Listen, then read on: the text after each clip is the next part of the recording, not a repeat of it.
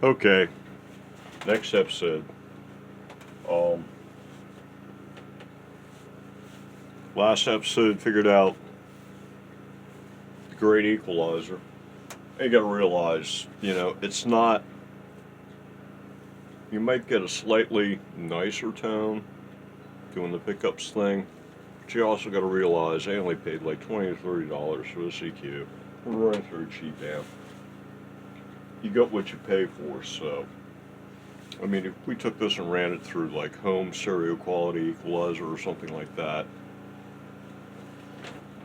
it'd be no contest. You'd never be able to tell the difference. The EQ would make it sound better than those pickups ever could. So yeah, it doesn't seem to be a whole bunch of point in doing the extra pickups. It's a neat trick, but probably overkill. Just do the screws and a volume. Doesn't need a tone. This will be the tone, you know. Needs a jack, and we're going to do a coil split because this is a nice voice here. That voice, nothing to write home about. I don't see any point in implementing it. And we've got the humbucker, so we'll have noise canceling. Going to use that voice. But that's only 3 of the 6 voices that you can get out of a coil split humbucker. So we still got 3 more voices to check out. So, let me hook this up. We're in humbucker. Let me just go out of phase right quick, which means I want to swap red and green, and we'll hear humbucker. Well, first we should hear it in phase, shouldn't we? Put these back. The EQ is off, so it's passed through. So it's not going to be factored in the equation. We'll just hear what the pickup does.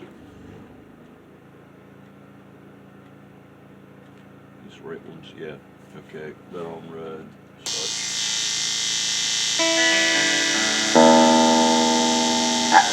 Put down the string.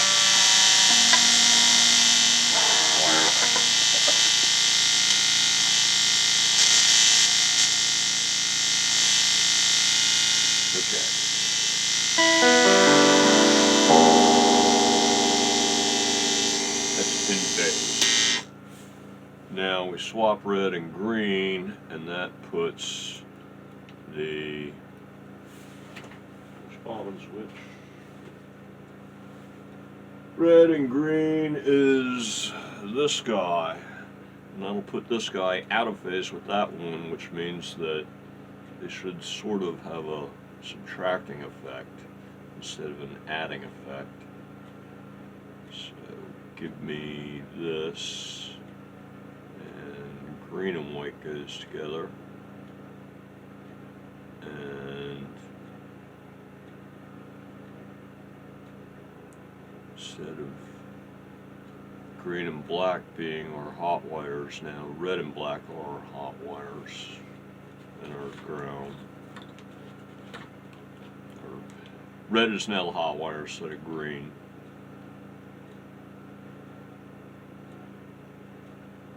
And we got our ground, and that should do it.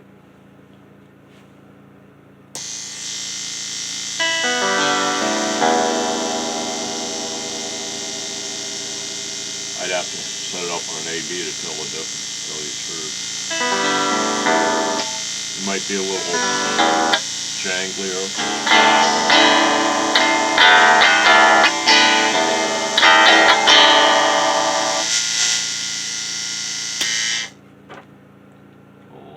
What do? We're going to swap. Or alligator clips to make this faster, easier.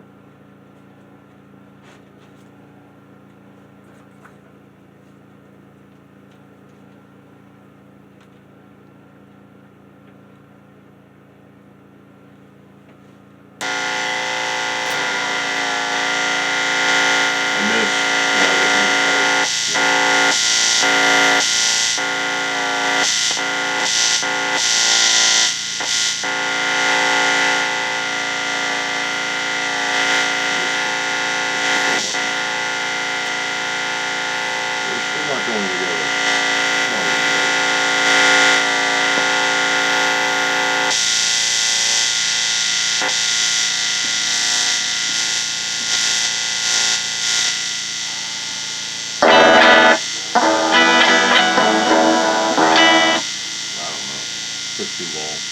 I'd have to A/B switch it.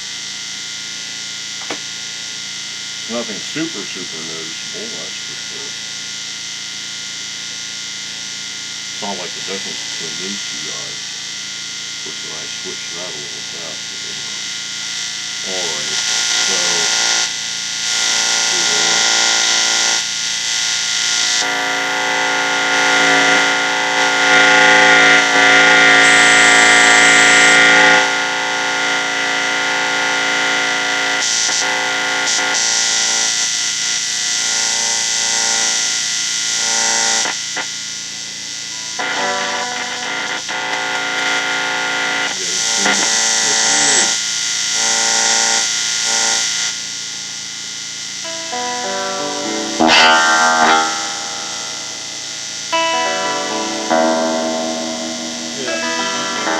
it does sound janglier. It might be a worthwhile voice. Okay, now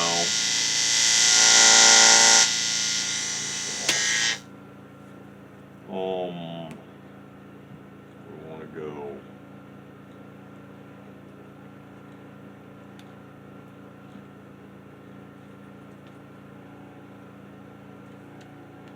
parallel is going to be black and hue. Black and red.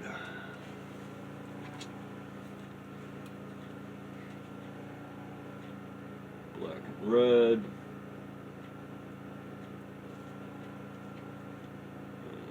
green, white. These are the two coils in parallel instead of series.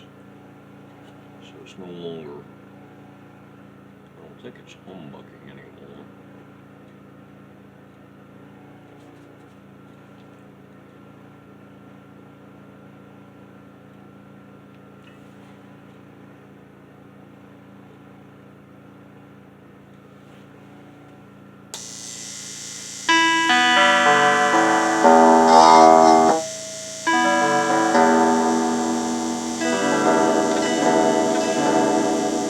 Have a different sound. Basically, this is going to be the sound of two single coils right next to each other in parallel. And then if we do phase trick, this might give us something very nasally. We swap red and green.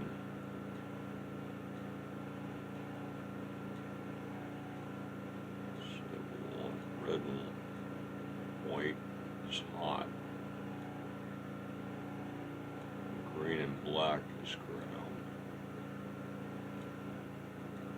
This is humbucker coils in parallel, out of phase with each other. And you could swap white and black instead of green and red, and it'd do the same thing basically. Okay, grounds, hots. Let's see what we got.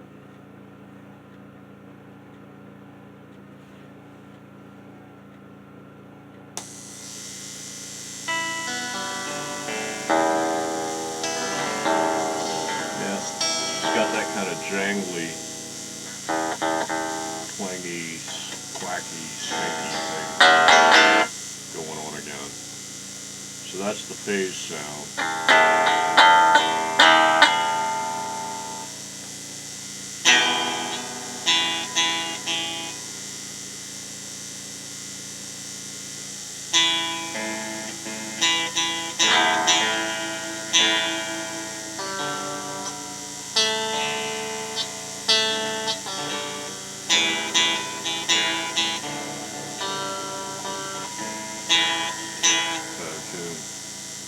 Anyway, yeah, so I guess there's something to be said for phase.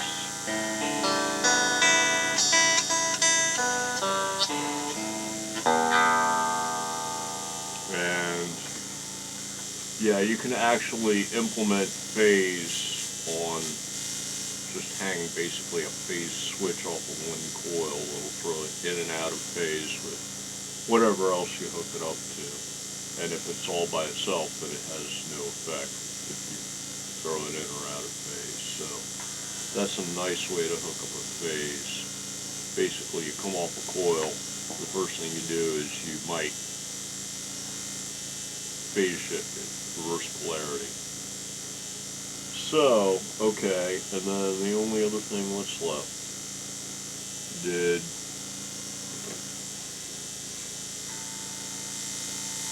yeah, that's the last one. Yeah, because we did parallel, we did humbucker in series with the phase, and then we did parallel. And with the parallel, what you're going to get is you don't get the second coil nuking the treble of the first coil, and you get the volume of both coils still pretty much, including all the volume from the second coil for the treble.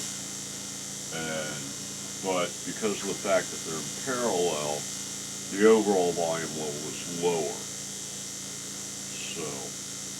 So it brightens up the curve a little bit, but it's kind of like taking all the EQ, it's kind of like taking this level control and bringing it down some. So yeah, so that's what that tone, that wiring does to the tone, basically. And you heard it there. It's got a little brighter sound than just the straight humbucker in series. So okay, so yeah, about the only thing that wasn't really interesting was this voice. You gonna play guitar for us, little one? Yeah. Coil A sounded cool. Coil B, not that impressive for the coil splits. I guess to be thorough, maybe implement that. So maybe all 6 voices from a single humbucker with coil split and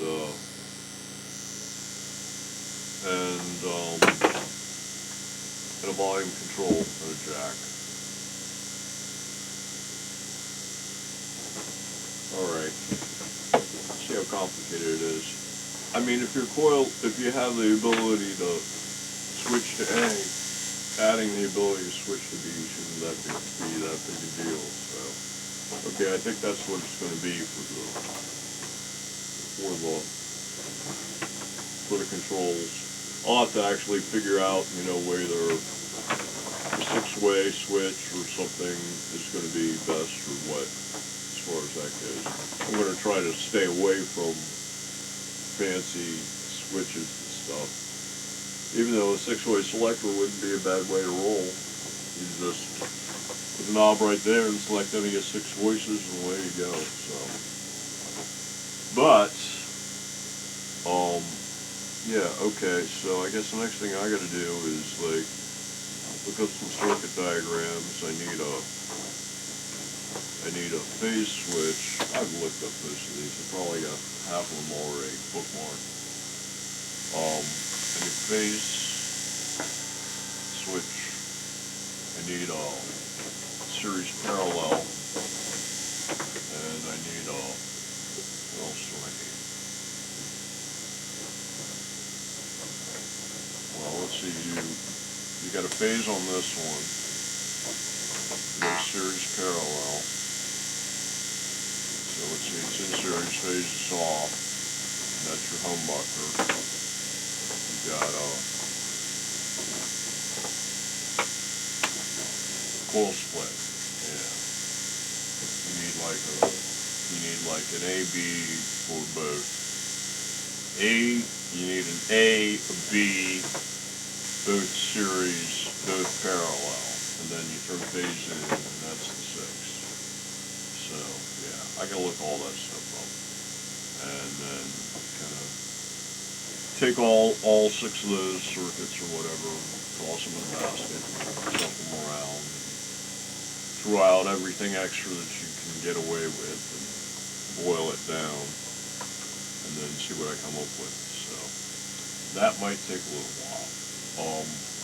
Let's see, after that, the next thing to do would be, it's only going to end up with the one pickup and then some kind of control panel and some kind of one or more selector switches, maybe like an on-off switch, a phase or a phase switch, and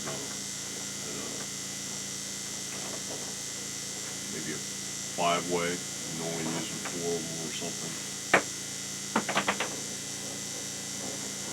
And then the 5th one would be turn the guitar off. There we go. That worked nicely. So yeah, I think that's gonna do it for like figuring out the electronics, or at least figuring out what electronics to implement. And then let's see, once I figure out how to implement them, I can go ahead and implement them. And that's going to leave me with basically a pickup here and a control panel with some switches and junk and a jack that'll mount down here on some sort of leg bar. Controls aren't going to add any significant weight. This thing weighs the weight of a pickup, and that's it. So at this point, it's probably okay to start thinking about leg bars and stuff. Okay, your hand's going to go here, so you want the guitar about here, probably. Yeah. Something about here in relation to the players. You can't really see this. Yeah, your leg's going to rest about here. See, when you want your hand, it's just in the screen. You want your hand here. So you tilt it 30 degrees for playing, and then you come straight down, and that's more or less where your leg's going to rest, is right down here. So a leg bar would come off kind of like this, and then rest there too. But it might not even really, I mean, this thing is so tail heavy, it might not need it. So, I don't know, I might try a short leg bar, just like about that long. It comes from back here. It's got to come out further than the bridge so you don't hit the bridge. But that alone just might do it. If you had a leg bar that came out kind of like that, maybe, that alone just might do it. And that way, and you could also, make it something cool looking, cool shape. And then over here, you're going to need something to come up, but once again, this thing's got incredible weight distribution. It's got a big heavy body and all the weight's on the bottom end anyway, so you might not even need a strap horn at all, and you might be able to go right back here, but then the strap can get in the way of your thumb, so you might be able to actually go here, because yeah, I mean, it's like, where do I have to grab this thing in order to get there? There we go. Somewhere around here is where it more or less wants to hang at the correct angle. So, I'm sorry I'm like doing this, but I don't realize that it's in camera. So yeah, so you could like, you're all the way up here playing, which means you could get away with a strap lock right behind these buttons, this screw maybe, and not need a horn at all. And then you could get away with just a little horn here for the leg cutout, and that'd be a pretty clean look, really. That'd be a pretty clean look. Maybe there's something to be said for this design. Yeah, might be. It's a little bit more conventional looking than, we'll grab another tail tuner here.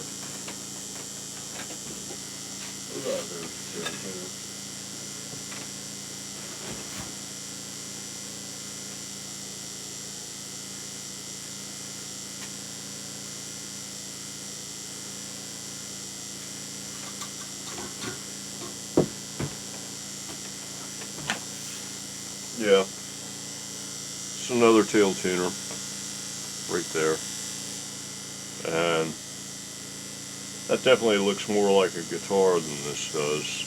I think you'd have to say so. But anyway, this video is probably long enough. Well, that's cool. I might be able to not have to worry about a bar here, and I can probably get away with just something a little here. Just like, where's some wood? Give me some wood. I don't know.